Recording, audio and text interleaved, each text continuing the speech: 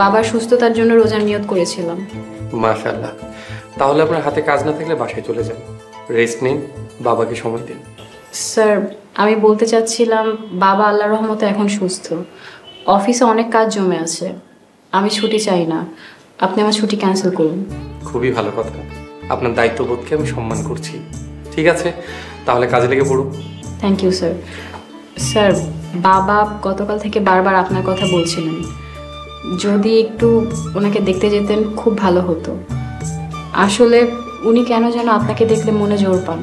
আসলে হাতে সময় খুবই কম, আগামী 3 দিন পর আমার ফ্লাইট। আচ্ছা, এক কাজ করা যায়, আজকে সন্ধ্যায় আমি কি আপনার বাসায় ইফতার করতে পারি? পসিবল? অফকোর্স স্যার, খুব খুশি হব। একজন রোজাদারকে ইফতার করাতে পারাটা সৌভাগ্যের ব্যাপার। স্যার, আমি এখন আসি। আসসালামু আলাইকুম। ওয়ালাইকুম আসসালাম।